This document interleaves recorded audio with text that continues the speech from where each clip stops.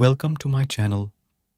Please like, share and subscribe my channel for more interested story के लिए। Curiosity और dairying बढ़ गई थी।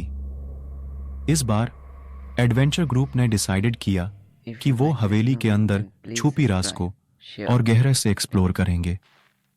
हवेली के अंदर घूमते वक्त वो महसूस करने लगे कि कुछ अलग है।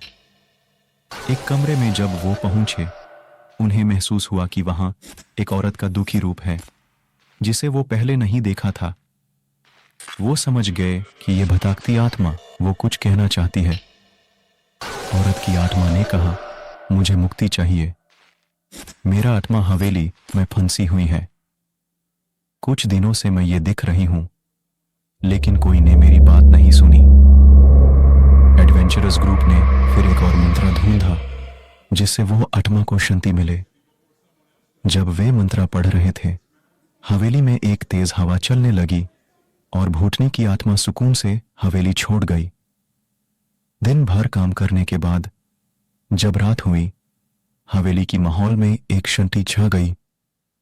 एडवेंचरस ग्रुप ने समझा कि उनका काम सफलतापूर्वक पूरा हुआ है। रात का अंधेरा गहरा हो गया और हवेली की हवास ने अपने आसपास एक औरत की रौनक भर दी।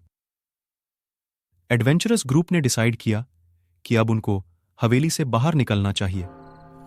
लेकिन जैसे ही वे बाहर जा रहे थे, हवेली ने उन्हें अपने वाश में ले लिया। एक भयानक आवाज ने उनको दार से कांपने पर मजबूर किया और हवेली के दरवाजे बंद हो गए। वो समझ गए कि ये हवेली उनकी नींद से भी ज्यादा गहरी राज छुपा रही है।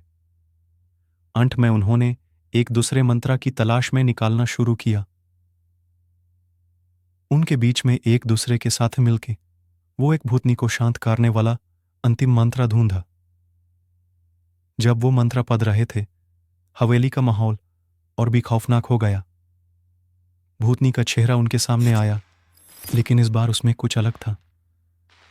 वो शांति भरी मुस्कान लेकर कहने लगी, धन्यवाद, मेरे आत्मा को मुक्ति मिली है।